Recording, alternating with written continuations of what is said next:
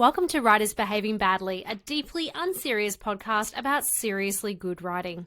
I'm Annie Bucknell and I'm joined by my partners in crime, fellow writer and ghost hunter Brooke Turnbull, and our endlessly wise but occasionally power-drunk mentor, Lisa Island.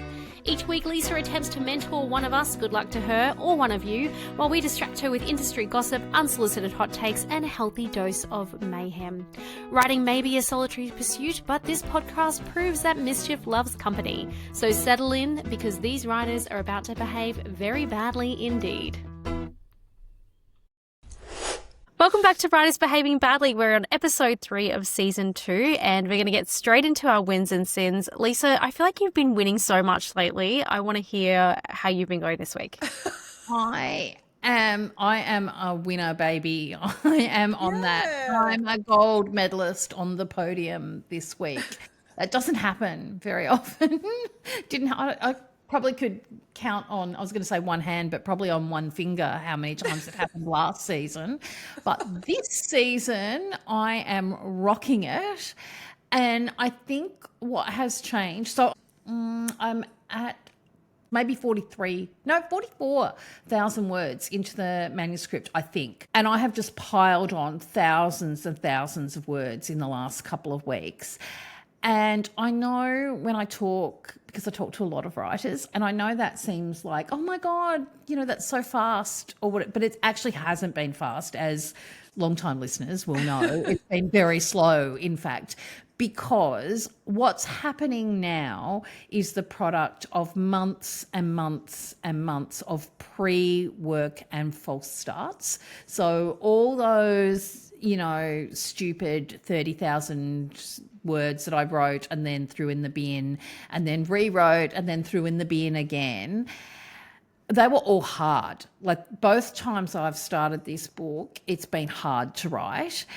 I couldn't get past the 50,000 word mark because it took me ages to get to 50,000, those first 50,000 words. It was like getting blood from a stone. And now it's just pouring out like a fire hydrant. And that's because I've done all that pre-work. And I know the characters now, and I've finally got the voices right. I mean, I don't want to get too smug because I know this won't. No, seriously, I know it won't continue. I know that we're going to get, like, probably next week, I'll be like, well, that was nice while it lasted. And the fire hydrant has been shut down. And now we're mid-drought, in the Northern Territory. But hopefully that won't happen. Anyway, for this week, I'm a winner. So there you are. What about you, Brooke? Well, gold medal to you. But yes, let's not get too smug because that's not the tone of this podcast. I don't know. I don't think we've had much reason to be smug before. I reckon I can handle a bit of smugness. Okay. I'll give you a little bit. I reckon I can go there now that I'm actually winning. So, watch out. Watch this space. I too am winning.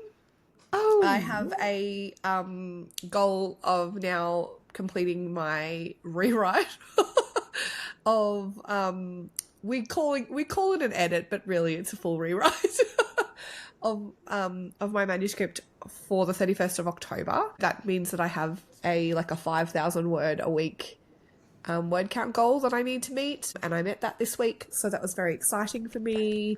Yes, thank you. Also, shout out to my job who's not jobbing, so I've been doing writing instead. No job.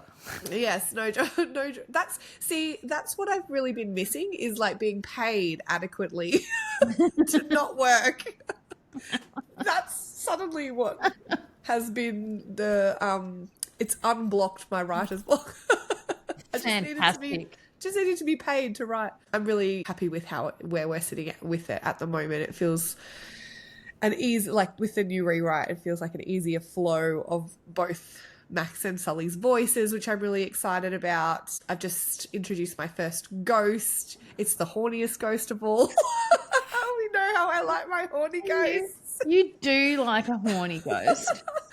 And she's the horniest ghost. And I've just introduced her. And originally in the first iteration, Max was telling Sully the ghost story. But in this one, with the new rewrite, Sully's telling Max. And It just is so much better. Their dialoguing, they're romancing all over the place. And, the horny ghost is doing her job. So I can't wait to see this. And I think this might be the first horny ghost I've ever read, so I'm so excited about it too. Like, normally ghosts are so tortured, but this one's just like, you know what? I miss the land of the living. Let's get it on. yeah, that's right. I'll tell you what, Annie, I've read some of this version, not heaps yet, but I've read, enough to know that you are going to love it. Like, I can't wait for us to share some. Maybe we can entice Brooke when it's her turn to share next. Yes, to share that would be some. so good. Maybe I mean, last time it was the footballer's baby. And I died of humiliation. don't we loved Brooke sent a message to our group chat, and I got like the shock of my life. I didn't know whether to be excited or horrified. Like the emotion was all over the place, because I saw this line that said, "I've just edited the footballer's baby," and I wrote back and went, "You did what? What? What?" Because I thought she meant that she had edited the whole book of the footballer's baby and was now about to send it to me for my opinion. I was very frightened. But She was about to send you an invoice, Brooke, is what was going to happen. She's like, no, this is not happening for free. If I have to read this and provide feedback, I'm charging by the hour. Oh my God, I was worried I was going to be offended by her terrible crimes against football.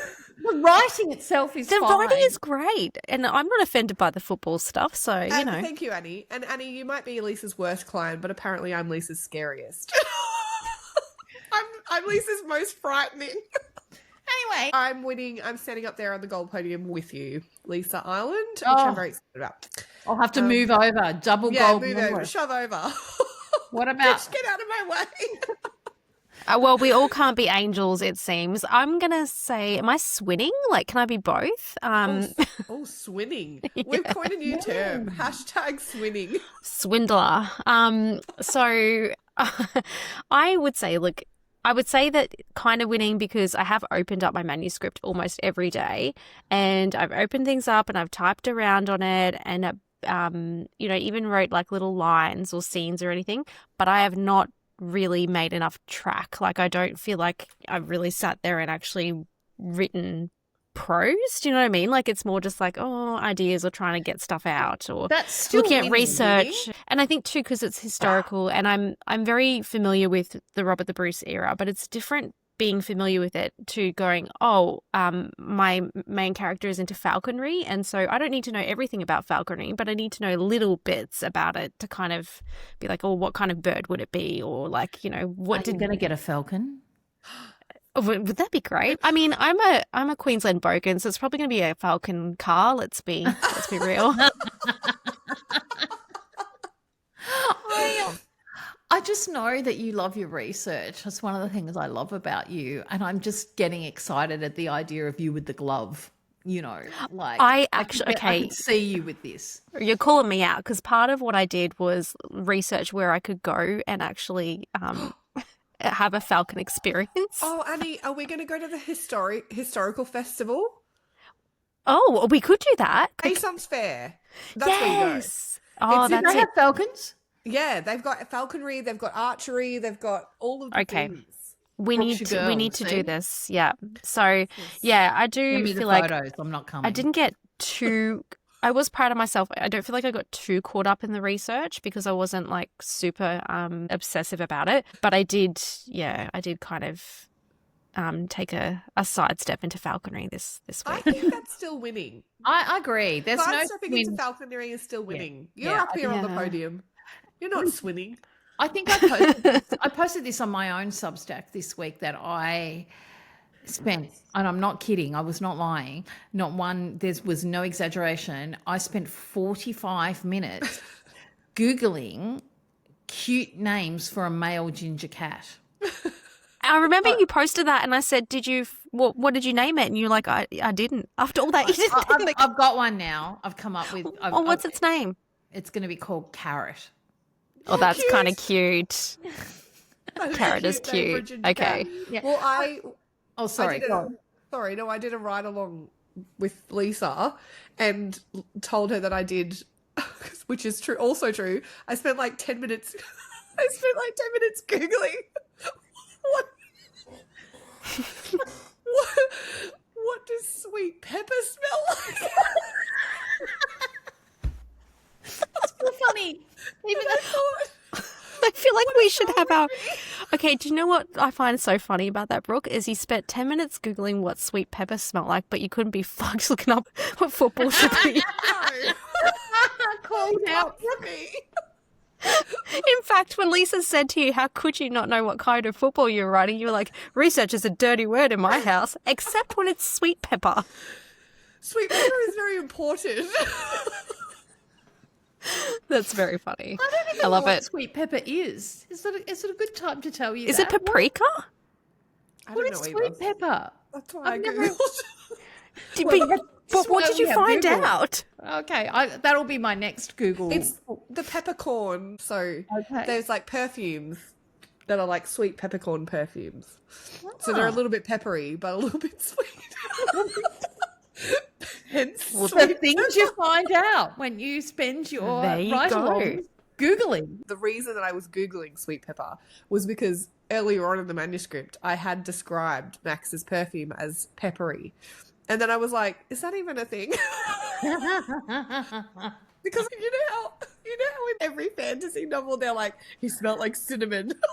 Like, why do they always smell like cinnamon? He's been on the road for 7 days. He doesn't smell like cinnamon. He smells like ball sweat. So Oh, yuck. Well, that's why they don't write that, because there's That's nothing right, 'cause it's appealing fucking about ball disgusting. sweat. No woman ever goes, oh, come here. you With sweaty your ball aroma sweat. of balls. You know, okay, not the ball sweat. Like, that's taken it a stroke too far there. But, you know, I don't know. Like, So, a yeah. sweaty guy, if it's the right guy. Oh, yeah. Yeah. can be appealing. Pretty guy's my vibe too, but Just not not I just ball want to sweat. talk about the ball sweat. Yeah. They do talk about it. They just don't talk about it. So when they say like he smelled like cinnamon and something that was essentially him, that's when you know that they're talking about the ball sweat. Oh, yeah. Prepare to get the ick every time you read one of those stories. Oh my god. You're Now, welcome. listeners, if you would like to join Brooke for a bull sweaty ride-along, she will be appearing on the We really are. 26th of August at 7:30 p.m. And if you catch her Googling, you have my permission to call her out on it because she should be writing in the ride-along. Hey, I'm super excited about those ride-alongs. Like we've got Me a few too. people, we've got a few people signed up now, so we're going to have to Me be on too. our best behaviour and actually like write during the model good behaviour. Right, I was preparing all my best comedic jokes. So we can you can have some hype time during the ride-alongs if you want out to people who have subscribed as paid subscribers, because it really does help us out, and we're providing some really cool things for our our paid subscribers. It's universal. Some really deep psychological insights, I think. Oh, I don't think there'll be Quality much of that, but conversation. we've got some good jokes and some extra. We've got some extra bits and pieces from authors that Yeah. we've interviewed. Yes. You know, outtake. No, they're not outtakes even, but the really we've got some really juicy. Yeah, sort of like extras, like bonus segments, really. Yeah. Like, Content. yeah. Yes, bonus the content, that's things like this is like the stuff that would probably like be on the cutting room floor if you really had to cut things down, because like these interviews go for a little bit longer and you can't fit everything Yeah. into a podcast. But this is the stuff that we really don't want to lose and we want to share with you all. And the other thing too is that, you know, ride-alongs are actually feel very lucky that Lisa has extended this to the podcast, because this is a service that she's been running since COVID and it's been very successful. In terms of, you know, the support in the community that it's created, the outcomes for writers themselves. And it is, you know, a paid service that Lisa was offering, and she's actually kindly offered to extend that as part of the podcast community. So really appreciate Lisa doing that. And it's I don't huge know why fun. she's... It's so much fun. I love ride-alongs and I love watching what people get out of it. Brooke actually wrote the first version of this novel. Yeah. It's this novel, isn't it? You've wrote the first version of this in a ride-along, and I just get so excited because we go around at the end and share what our word count and, you know, how we felt. And every week Brooke would be super hyped, and it makes me write more too. Like I get inspired by the group. So it's Same. And I felt the same way. we have people in that group. I'm pretty sure. I'm just trying to think. I've done them a few times now, but I'm pretty sure that we have people in that group that then went on to get contracts. But seeing people that you've worked with in that sort of environment that you've been rooting for go on to success like that is really genuinely inspiring. Yeah. Anyway, speaking It definitely about, is. editing And inspirations. and inspiration. My personal inspiration, Annie Bucknell, his words are up. So in the vein of sharing some earlier words, I have a prologue, and I know how Lisa feels about prologues, so that's one of the reasons I've selected this. I have a prologue of a multi-timeline historical fiction novel I was writing that is set in the Secret Garden. So this is really like first draft early words, so I've just kind of blurred everything out onto the page. Going back and reading it, I was like, oh, I can see some issues there. So I'm curious to see what Lisa took out of it. But I still like the story, so that's why I thought it might be worth. Okay, prologue, past. The biggest mystery of Misselthwaite murders wasn't who had done it or even why. The question folks always came back to was, who was the girl? And what had she done? They found the girl shivering in the shadowed hollow in an ancient yew tree, cupping a red-breasted robin in her hands, the two of them seemingly the only pulsing creatures in a place that stank of rot. Over there, a living soul amongst us, cried the stable hand, his voice echoing through the thick fog. One by one, the townsfolk materialised around the soot-eyed girl, appearing like spectres in the mist. Poor child, how long do you think she's been out here? She can't be more than 5 years old. Do you know who she belongs to? I don't remember a child living here, not after the mistress. Well, you know. The local executioner, not known to be squeamish about such matters, nudged his way through the throng and scooped the girl up, carrying her to the front of the house where she might be seen by the doctor. So common had death been in these parts of late, he didn't think to shield her from the macabre scene in front of her. In fact, with her quiet feather-light weight and that queer little bird still perched unflinching in her hands, he quite forgot she were a living thing at all. As the foamy bodies of the manor's occupants were laid out, pale moonbeam bodies streaking across the verdant lawn, the townsfolk took the girl's measure. Although some took her silence to be shock, most took it as a sign of something unnatural.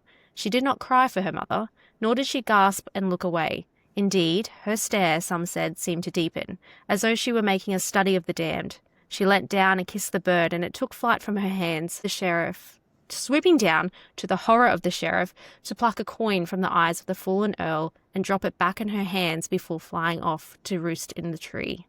The questions changed after that. No longer did they wonder if she'd known. They wondered if she'd done it. Wow. So good. Thank you so much for sharing that. And I have read bits and pieces of this novel for many years now, over a few years.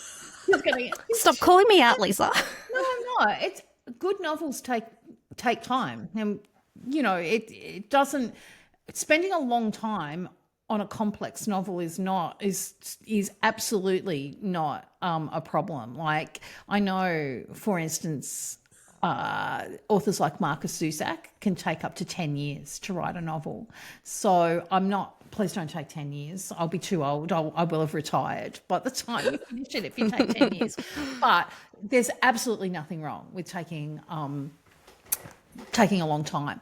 The writing is great. And I stand by that. The writing, there's really nothing that I would change. The writing is beautiful. It's evocative.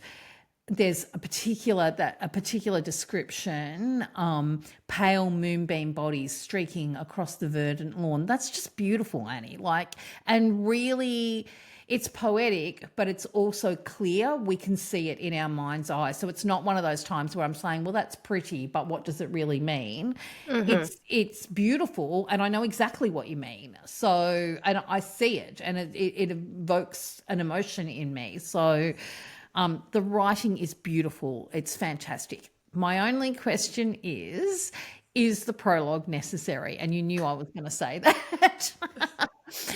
And it might be. I'm not actually saying that it isn't necessary.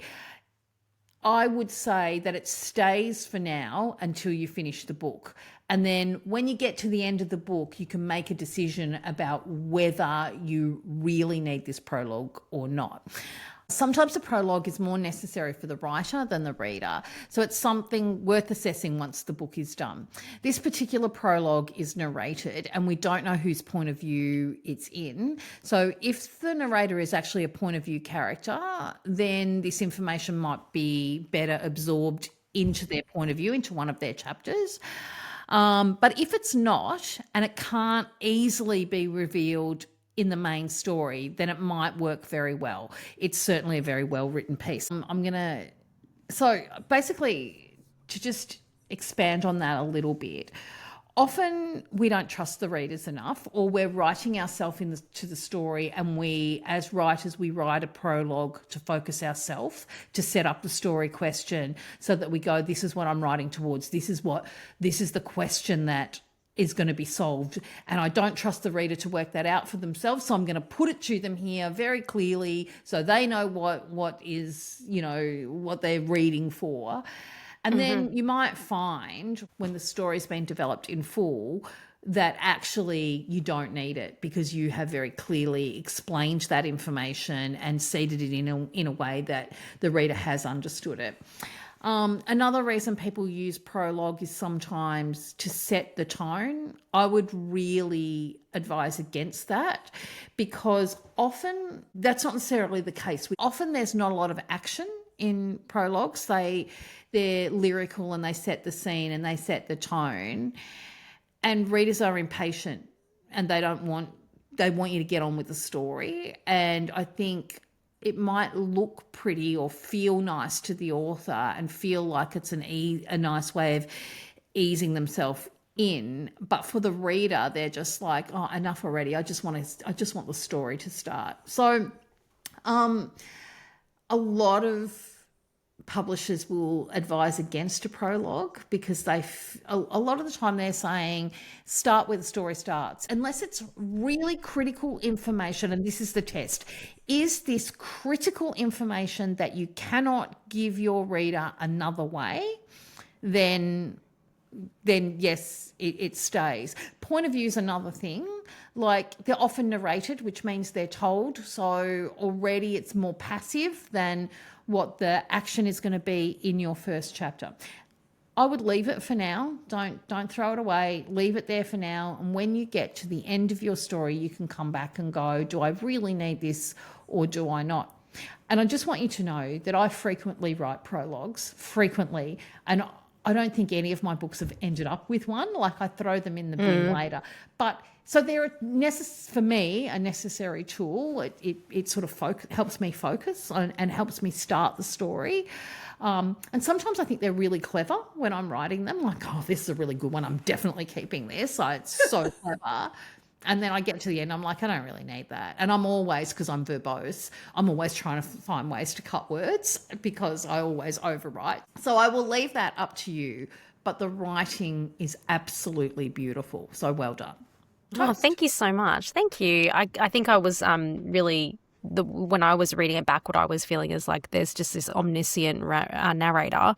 And I don't know if that actually works because it's not actually placing us in any of the characters, etc. So yeah, I'm not sure about whether or not it will stay. It was just something that it's a scene in the book that I can see very, very clearly, and is, part of the mystery and part of the story question. Yep. But you're right, whether or not that's actually just there for me to write towards that story question, or whether or not that would be something that the readers would eventually have. Look, I will. Prologues go. This one actually does a fair bit of heavy lifting. It does sort of set a tone. It does set up a story question, and it is, it did make me want to read on. I wasn't thinking, what's this got to do with the story? I don't care.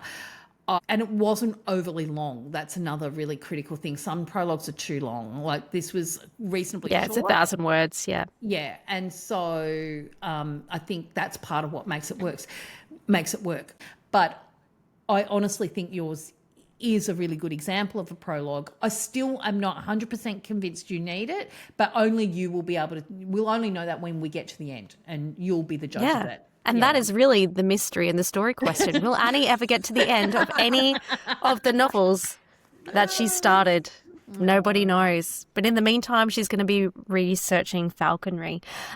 So I feel quite jibbed, to be honest, because episode 1, I read out The Footballer's Baby, and I was promised that I was going to get some Where's the Maid? Like, Send for the Maid. Okay, so do you know why? What we got was, like, moonbeamed fucking bodies, like, some poetry in a like, that is rude. That's a fair call. Me?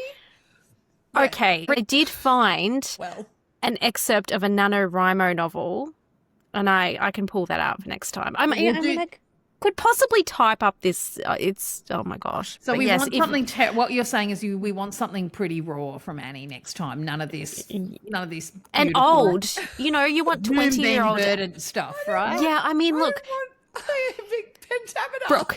Brooke.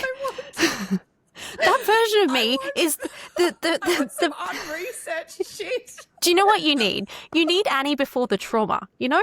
Like, before she had to sit there and just be like, oh, I'm such a tortured poet, you know? You're like, you need pre-trauma, Annie. I promise you. I promise you I'm going to find some Strictly Business one of these days. This is from the lady that turned her shit book into an actual book for us. So yeah, that's right. No, I promise. I'm gonna. Okay. I am going to do it. I promise.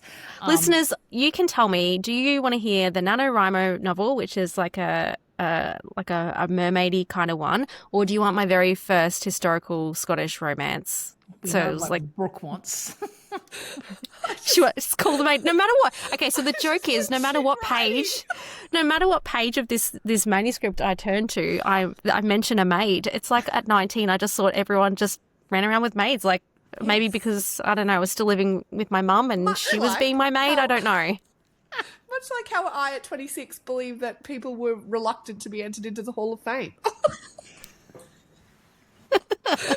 So.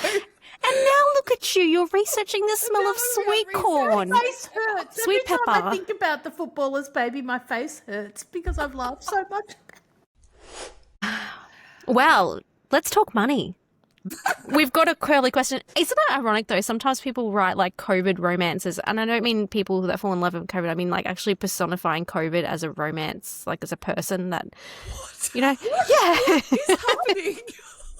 No, you know how like there's object romance and stuff like that, like how people fall in love with pillows and doors and monsters and stuff. You know how they do that. Bacterial romance. Yeah, there's actually one where someone falls in love with the coronavirus. Anyway, people made a lot of money over a lot of strange things, but then at the same time we hear it's actually really hard to make money in publishing. And we see all the reports of how much money authors in Australia are actually making. Yeah, I guess I want to know, like, what's the real deal? What can you tell us about the publishing industry?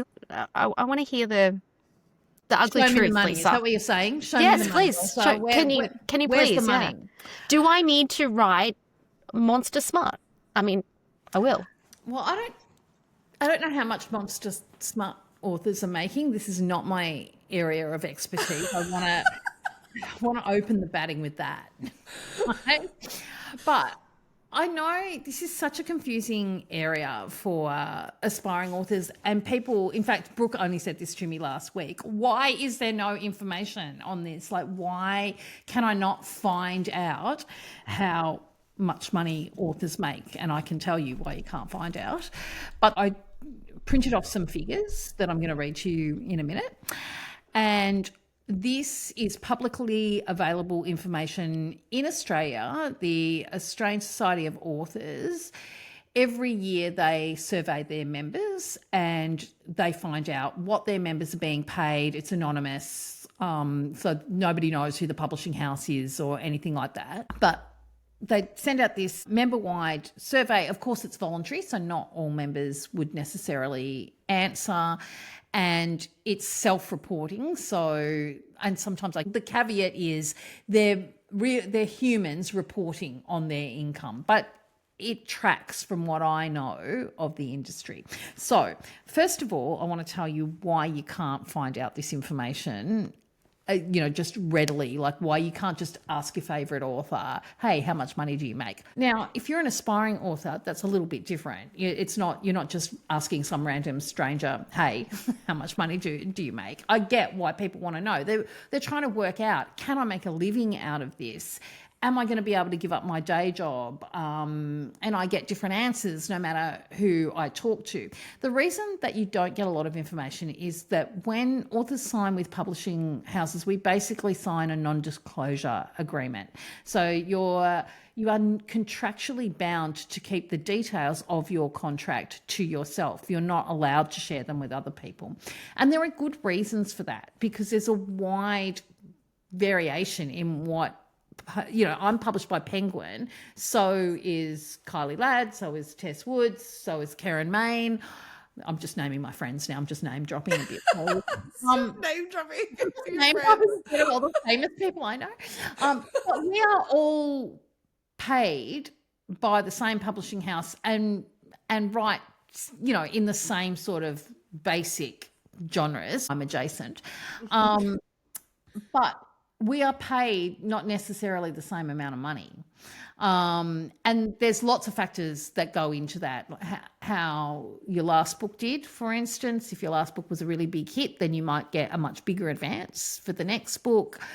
Whether you are a debut author, whether you're a more experienced author who has got a good track record, lots of what the market is like in the genre that you're writing. So even if you are quite well known and you're selling okay, if your genre is on the wane, you might not get a big increase for your next advance. So there's lots of things that go into what makes up an author's advance.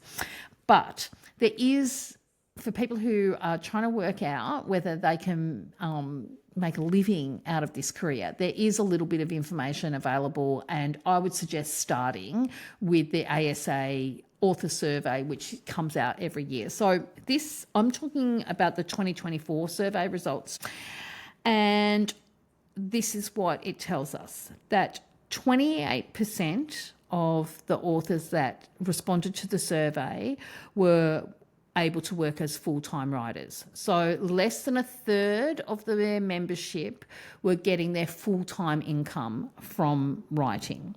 And I'm not 26% of the respondents received no advance. So we're talking about people who are being published by a publishing house, but 26% of those respondents had no advance for their book. That doesn't mean they didn't make any money, but that it means that they didn't get paid up front. They had to rely completely on sales to make money. And this is the kicker, my friends. And I know this is a bit depressing, but this is a trigger warning for all of our listeners. Trigger warning. I'm very sorry. Take a big, deep breath. And if you have wine in front of you, take a big lug now. Almost 71% of respondents reported receiving an advance of under $5,000. Now, that doesn't mean that they only made $5,000. Many of those people might have gone on to make much more than that, but that's all the publishing house was willing to risk on them. And having said that, only 52% of the respondents reported that they earned out their advance. So earning out, just quickly for people who don't know, if I get paid, I'm going to pluck a number. If I get paid $10,000, I'm not good at maths, so I'll choose a big, easy number. If I get $10,000 advance and my book retails for $20 and I'm getting, $1 per book, I have to sell 10,000 books before I've earned out my advance. So you earn out when you have made back the money that they would have had to pay you if they paid you no advance. So if they'd paid me no advance, it would take me 10,000 book sales to make $10,000. Not all of my books have earned out. Some have, some haven't. It's the bigger your advance, obviously, the harder it is to earn out. And some big stars get paid such big advances that they'll never earn them out. And the publishing houses know that, but they're worth it. It's worth it to them to have that author on their books because they sell so well and their backlist sells and whatnot. Okay, so I'm nearly at the end of all these terrible statistics, I promise you. 54% of respondents earned between $0 and $1,999 from their creative practice. And the vast majority, 81%, earned less than $15,000. Now, The good news is 4%, 4% of people earned over 80,000. So that's good. It's only 4%, but it is possible. Claps for And them. I would say I don't earn $80,000. I'll let you know that. But I am not in that 81% that earn less than $15,000. And I am not a huge star. So it's, it is possible to make money. And if you are someone who currently works part-time, you might be able to, that was my aim when I left. I was a part-time teacher and my aim was to replace my part-time income. And I worked out that I could probably do that. We see a lot of success. We see people who are selling millions of books and we celebrate them, and a lot of those people are really wonderful writers, but they present as ordinary people because they are ordinary people. And we are kind of tricked into this idea of, oh my goodness, it happened for her, it can happen for me. And it can, because it has to happen for someone. But the reality is it's really hard just to get published. And then this is another level again, like making a decent living from your writing is really, really hard. I guess what I'm trying to say is don't quit your day job just yet.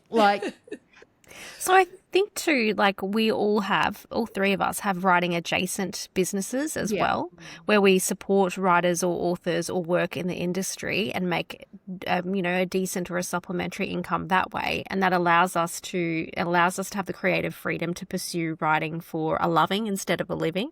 Yes. And obviously the dream is that you would have a full-time, beautiful income provided solely through your creativity, but it's not the reality for a lot of people. And I think a sensible plan is thinking about, well, how else could I be in publishing or books, or how else could I be in the industry, or even just something that's interesting to you, like that will fuel your creativity. Yeah. It's such a good point, because I think for me, having the business, really, a lot of people would say that their day job detracts from their writing because it drains them mentally, and then they have to come home from a hard day of doing whatever, being a lawyer or a teacher or whatever, and then put their creative hat on. Whereas I work in a creative space all the time. It's a privilege to be able to work in that space where it actually helps my creativity, and working with other writers inspires me. So I'm very privileged to be able to do that. But even so, I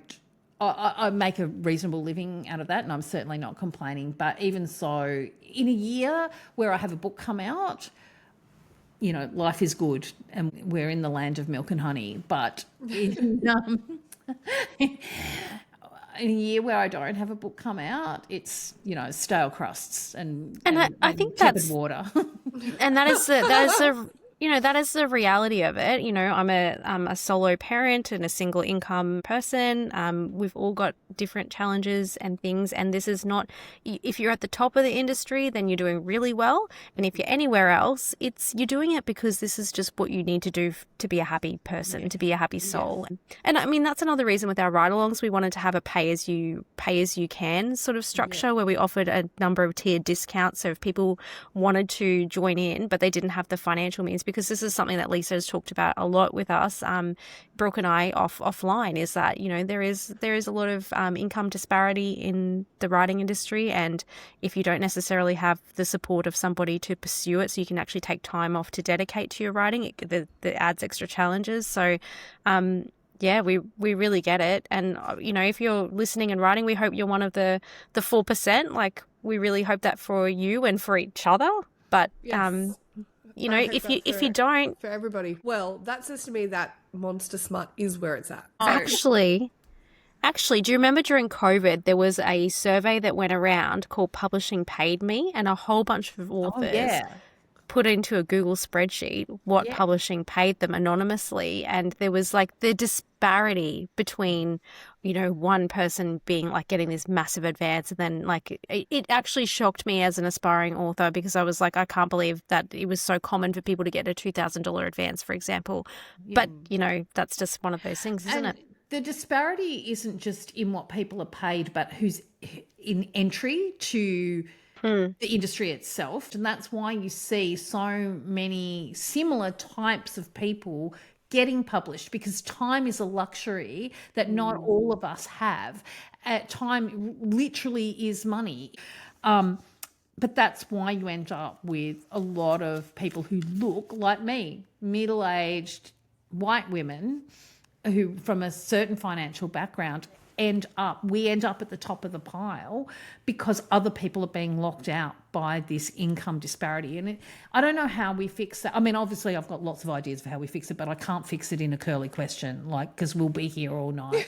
As we said, this is an offline chat we've had a number of times, and I really appreciate your perspective on it. I think it's really refreshing and great for aspiring authors to go into eyes wide open, and also just your perspective on how that affects the kinds of stories that are actually told. So, yeah, thank you for answering that. You're very welcome. I reckon it must be time for tea. Is it? Is it time? It has to be time for tea. Time to put the kettle on. I have two, because I like to repeat my mistakes, is what I like to do. So I'm going to tell you about two men in the writing industry that I've had lovely connections with, who probably they'll never see this because they block me.